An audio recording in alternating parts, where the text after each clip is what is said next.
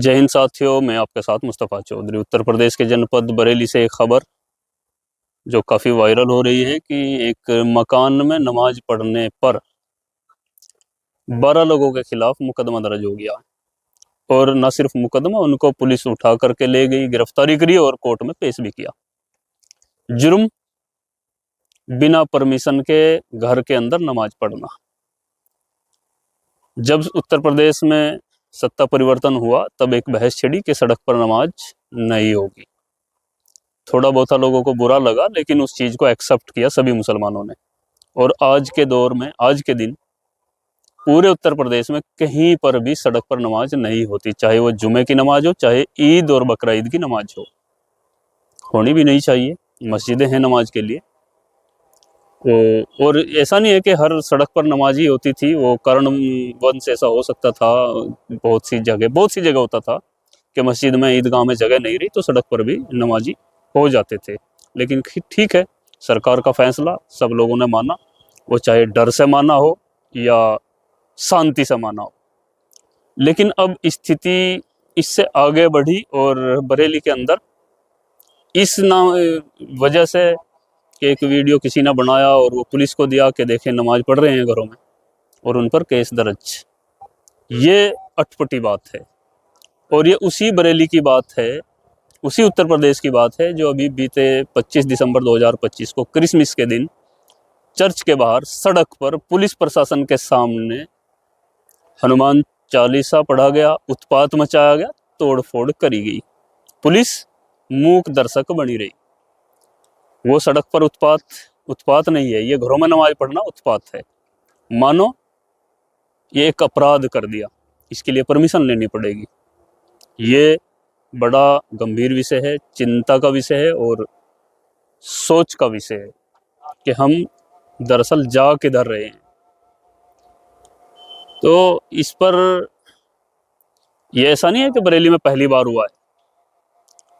घरों की छत पर ईद की नमाज पढ़ने पर, अलीगढ़ में शायद, जहाँ तक मेरे ध्यान है, पिछली बार ईद की नमाज छतों पर पढ़ने पर केस दर्ज हो गए थे सैकड़ों लोगों के खिलाफ, क्योंकि उन्होंने अपने घर की छत पर नमाज पढ़ी थी, सड़क पर नहीं, छत पर। अगर पुलिस इतनी ही सचेत है, या तो फिर इसको नास्तिक देश घोषित करा जाए, और जैसे कि चीन है, वहाँ पर धार्मिक क्रियाकलापों पर बड़ी पाबंदी है, वो सबके लिए है। वो एक अलग बात है कि वो ये कहा जाता है कि वहाँ पर मुसलमानों के साथ ऐसा किया जाता है, लेकिन चीन में सभी के साथ, वहाँ पर किसी की धार्मिक आज़ादी नहीं है। वो एक एथिस्ट देश है, सेकुलर देश नहीं है। यहाँ पर सर्वधर्म को मानने वाले लोग हैं और सेकुलर देश है, ऐसा होता है। तो फिर अगर इस तरह की कार्रवाई करनी है तो फिर एथिस्ट देश घोषित करें और किसी की भी धार्मिक क्रियाकलापों पर रोक लगाएं। लेकिन दुख की बात जब होती है कि जब एक तरफ तो सड़क पर धार्मिक जो हनुमान चालीसा है उसको पढ़ेंगे और उत्पात मचाएंगे, और पुलिस मौके पर मूक दर्शक बनेगी, लोग तोड़फोड़ करेंगे और किसी पर कोई कार्रवाई नहीं होगी। और अगर छिटपुट घटनाओं में कार्रवाई हो भी जाती है किसी कारणवश गलती से, और जब गुंडे छुटकर आते हैं तो हमारे लीडरान उनका फूल मालाओं से स्वागत करते हैं। यानी कि जो फूल मालाओं से ऐसे गुंडाई करने वालों का स्वागत करते हैं, उनके बारे में सोचना पड़ेगा। और ख़ासतौर से उनको सोचना चाहिए जिनके बच्चे इस तरह की गुंडाई करते हैं और उनका फिर समर्थन करते हैं ये राजनेता। इसमें सोचने का विषय है कि इन राजनेताओं को ऐसा करने से कौन सा लाभ है कि आपके बच्चे, हमारे बच्चे गुंडाई करें किसी के साथ, जेल जाएं, मुकदमे झेलें, और उनका समझाने के बजाय उनका प्रोत्साहन उनको देते हैं, उनको प्रोत्साहित करते हैं, उनकी पीठ थपथपाते हैं कि आपने अच्छा काम किया। ये अच्छा काम उनके लिए तो हो सकता है जिनको इससे लाभ होगा, लेकिन हमारे और आपके बच्चे अगर इस गुंडाई में फंसेंगे, उन पर मुकदमे लगेंगे, वो दागी कहलाएंगे, वो कातिल कहलाएंगे, तो ये हमारे और हमारे बच्चों के लिए तो बुरा ही होगा।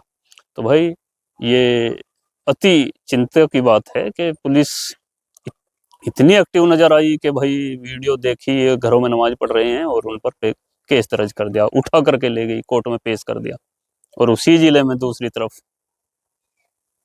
सड़क पर उत्पात, दूसरे धार्मिक स्थल में तोड़फोड़, और पुलिस मूक दर्शक, ये सब दिख रहा है, ये भेदभाव। और इस भेदभाव के चलते लोग खुश हो रहे हैं, ये पता नहीं भाई किस बिना पर खुश हो रहे हैं। ऐसी कौन सी घुट्टी लोगों को पिलाई जा रही है राजनेताओं के द्वारा कि गलत काम पर लोग खुश हो रहे हैं। भेदभाव के चलते लोग खुश हो रहे हैं कि फला को तरसाया, परेशान किया जा रहा है, तो हमें किस बात की खुशी।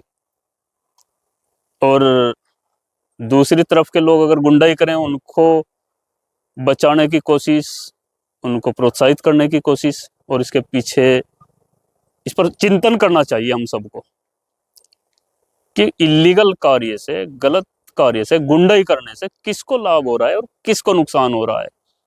और इसमें अगर आप गहराई से चिंतन करेंगे ना, गहराई से अगर हम सोचेंगे, जो हमारे बच्चों को बिगाड़ने पर खुश होते हैं, उनको प्रोत्साहित करते हैं, उनको और उकसाते हैं इस चीज के लिए, थोड़ा ध्यान करिए वो क्या लाभ ले रहे हैं और जिनके बच्चे बिगड़ रहे हैं उनको क्या लाभ मिल रहा है।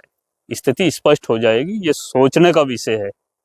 इससे देश तरक्की नहीं करेगा, इससे एकता नहीं बढ़ेगी, एकता खंडित हो रही है, देश को नुकसान है और हम सबको नुकसान है, क्योंकि ये देश हम सबका है और हम सब यहीं रहेंगे। कोई किसी को नहीं निकाल पाएगा। सिर्फ ये एक दूसरे के सपने हैं कि हम इसको तबाह कर देंगे, उसको तबाह कर देंगे। तबाह अकेला कोई नहीं होता, साथ में सब जो भाईचारा है वो सबको का खत्म होगा, सबको दिक्कतें आएंगी और नुकसान सबका होगा। इस पर सोचना और चिंता का विषय ये है। तो बताइएगा आप बरेली की घटना पर आपका क्या सोचना है। Thank you.